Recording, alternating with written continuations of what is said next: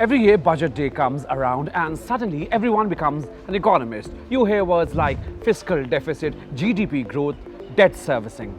And most people are left thinking, what does any of this actually mean?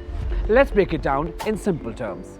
First, what is a budget? Simple. It is the government's yearly money plan, how much it earns and how much it spends and how it covers the gap.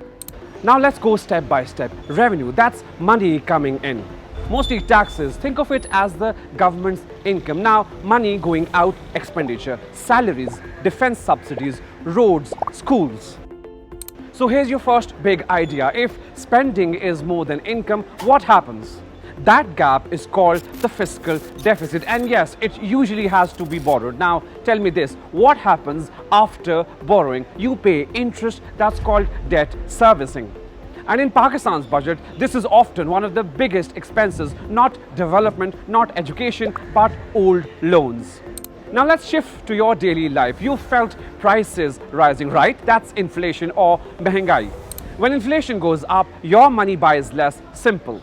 Now another one, GDP growth. This one sounds complicated, but it just means how quickly the economy is expanding. A higher growth rate generally means more economic activity, more jobs, more business investment, and potentially higher tax revenues. Governments love announcing ambitious growth targets. Now here's a big external pressure point. If a country imports more than it exports, what happens? That's a trade deficit, and it means more dollars are going out than coming in, which brings us to something very important: foreign exchange reserves. Think of this as a Pakistan's dollars saving account used for imports and stabilizing the currency. Now, one term you'll hear a lot in energy debates: circular debt. This is basically a chain reaction. Bills don't get fully paid, money gets stuck, and the cycle continues.